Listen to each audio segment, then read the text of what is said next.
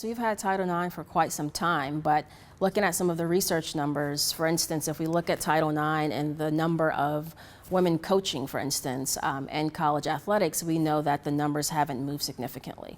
We also know that, so for instance, in 1972, the amount of women that were coaching in women's sports aren't significantly different from where they are now. Another example is Title IX doesn't have a lot of influence over what's happening in the industry, right? So Title IX has tons of influence when you think about agencies, organizations that are receiving government funding, but when you think about the organizations in the industry, the brands, the sponsors, the marketing agencies, Title IX doesn't have a lot of influence over those opportunities. So at the end of the day, Title IX absolutely has done a lot to increase the participation numbers of women in sports, but very little to impact the opportunities for women to be leaders, executives, and working on the industry side of sports. We're still lagging in looking at gender equity in sports in general because of Title IX not actually applying to the work side of sport, to Title IX not influencing the folks who are in the leadership positions, not influencing gender pay equity, for instance. I also think there's been a lot of acceptance of where we are, right? So it's, well, women are participating at higher rates, that should be good enough. What I really admire about this next wave of women who are advocates for gender equity is that they're not accepting just participating. They want a piece of the pie, right? It's not enough to be able to play soccer. These women that are playing for our U.S. national team, they want equal pay, they want equitable pay. It's not enough for women to just have access and have a few people that are executives in the various sport leagues like the NBA or the NFL or whatever it might be. They want to have equitable access to men, for instance. So I think the biggest difference in this moment to me right now is that we have a new generation of women who are able to carry the torch that the other women have carried and really push beyond opportunities to participate and now pushing for opportunities to have access to leadership positions and equitable pay. It's absolutely sexism. I mean, it's sexism, it is an old boys network. So for instance, I have two examples. I have one study that I conducted with Dr. Matt Katz, who's a faculty member here, as well as Lauren Hyman, who is my doc student here, a PhD candidate now. In that study, we basically looked at a network of coaches. And the point of looking at this network was to understand while there was so much discrimination, basically, discrepancies between the opportunities for women to be head coaches, athletic directors, and for men to be head coaches and athletic directors. And what we found is that there is an old boys network. For one of the first times in our study of networks and sport and gender, we found that there is an old boys network that we can see. We have this social network analysis that is this sort of beautiful display of discrimination, which sounds like an oxymoron to say together, but we can very clearly see that men have very tight networks, which means they have a lot of access to information, whereas the women networks are much more dispersed, which means they have far less access to information. And then with the information comes opportunity, of course. Well, yeah. Absolutely. I think, you know, the hashtag #MeToo movement that we've seen the last 2 or 3 years has certainly pushed the envelope on these issues. I think what it's created is a sense of urgency. So we've had the researchers doing their work on, you know, the academic side, and we've had the industry folks saying, okay, this is a problem, we know it's a problem.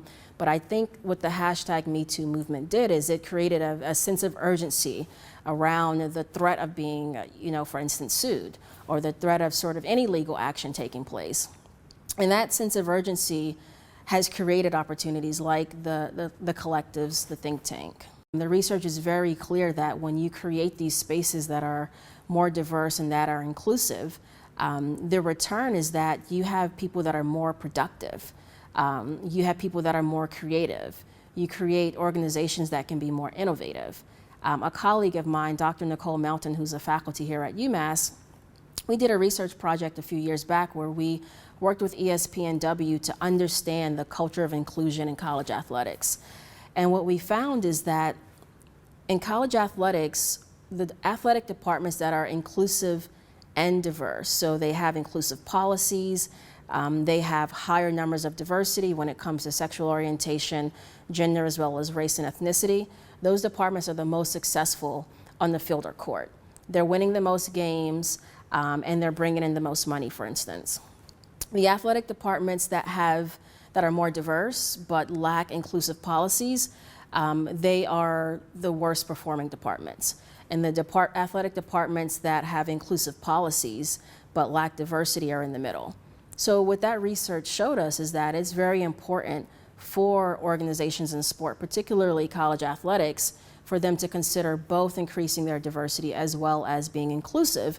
And the business argument for that is that you will be more successful. You will both pull in more money, more resources, but you will also have more wins, quite literally, on the court or field or however you perform.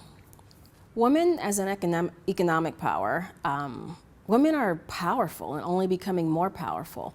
I'm afraid that I'm going to misquote this, but I'll say it anyway and someone can fact check me. But I believe women hold about 84% of the buying power in households. So women are the ones making decisions, whether it's about, tide, if we're thinking very sort of communal, traditional gender roles for women, or whether it's about how you're going to spend money on a new car or not. Women are making a lot of the decisions in the household.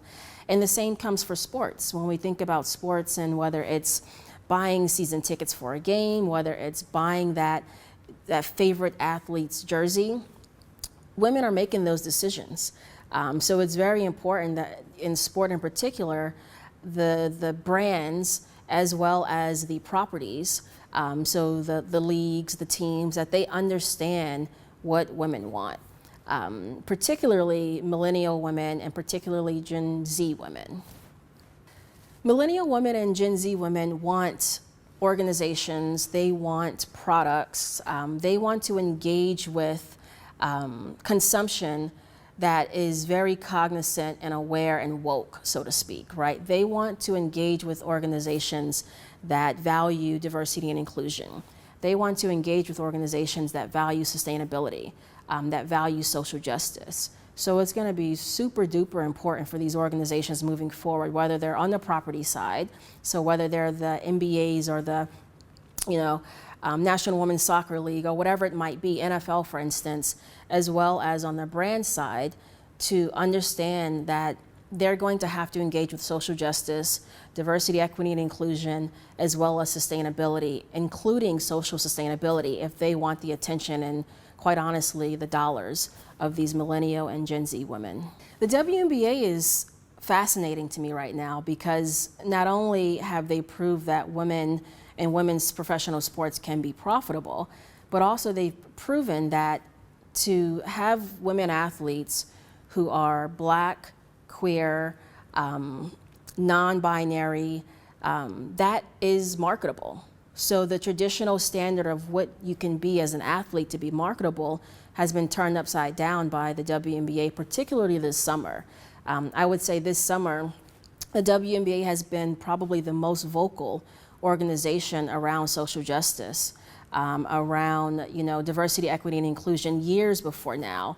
But I think it's all sort of come to a head this summer with some of the social and racial unrest. I think the work that the WNBA has been doing towards social justice advocacy has come to a head this summer with the social and racial unrest that we've had to deal with as a country. And I think as a sports world, what we've seen is that we should follow these women. They absolutely understand what it means to be advocates, to be authentic in their social justice advocacy, and we should follow them. We should follow their lead. So I have two projects that I'm starting with the think tank currently. The first project is really looking at, it's an opinion piece that I wrote that's somewhere pitched out there. Hopefully it gets picked up soon. But this opinion piece really examines the nexus of why the WNBA has the audacity to lead. We sort of go through in this opinion piece the reasons why we know the WNBA has the audacity to lead, and that being, they've been doing this for a very long time. I mean, women come out of the womb having to fight for equity. There's all these gender reveal parties that we see, and from that moment, you understand very clearly what the gender norms are and how you should behave, and that happens before, the baby's even here, right? So I think this fight with equity related to gender, women are very, very, very familiar with. So the WNBA, they do that well. Right now we're dealing with a racial reckoning, And I think the reason why the WNBA does so well in sort of being the leaders on social advocacy and why they have this audacity to lead this social justice movement is because they're also a Black league. The WNBA is about 70% Black or African American. Culturally, they're a Black league. The clothes that they wear, the way that they behave, the way that they act, like again, it's just culturally, this is a very Black space. And this isn't any secret, right? The white players that play in the WNBA, the players that are European or from other parts of the world, Brazilian, they come into the league knowing that this space is a very Black space. But because the space is Black, they understand, they have a very intimate relationship with racism in ways that a lot of other leagues do not. So when you look at the intersectionality of both gender, being women, and also being a predominantly Black league, they are very well prepped to deal with oppression in general. This isn't their first rodeo. These women have been dealing with oppression for a long time. I think the WNBA is also very inclusive when you think about gender identity, for instance, so having non-binary players. When you think about sexual orientation, 2019, their all-star team was almost all LGBTQ. That is significant for a sports league, for a sports team. The reason why, the argument that we make as to why the WNBA has the audacity to lead this social justice movement is because they're well prepped. They've been doing this for a very long time. And at this point, we should really just follow them. The second project that I'm working on is actually a collaboration with, again, Dr. Nicole Melton, who's a colleague here at UMass that I work very closely with, as well as a few other members of the think tank. And what we're doing is we're essentially, as well as a few doc students here as well. I want to always give a shout out to the doc students who, work very hard on these projects with us. Essentially what we're doing is we're trying to understand how this social justice movement, as well as how the WNBA's engagement with the social justice movement. So making posts on Twitter, making statements on their Instagram accounts, how has that impacted how people perceive them? How has it impacted their social media presence? And preliminary results suggest that, for the most part, it's been positive. So these women have seen increase in viewership. The opening day WNBA season opener game had more viewers than any other game in history, and certainly than the previous year. We've seen an increase in their social media presence, so more interactions on social media by some of the top 10 social media accounts in the WNBA. We've seen increased followership, and the most interesting aspect of this is that we're seeing an increase in followers from WNBA players that aren't playing. So there are a few women who have opted out of the season and said, Natasha Cloud, for instance, I'm going to spend my time fighting for social justice. This is a starter for a WNBA team.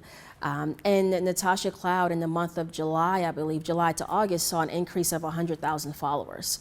That's significant. That's showing that people that follow and are interested in the WNBA also have an affinity for social justice. And I think that's really important, both for brands and consumers. When you go back to the think tank and thinking about how our research can help them, I think this research will help brands understand how they can reach their target market for WNBA players. Because now, hopefully with this data, we will have some evidence that shows that WNBA fans and consumers are interested in social justice. They are interested in equity. So that's really cool, and that's a lot of fun. That's a fun project for us.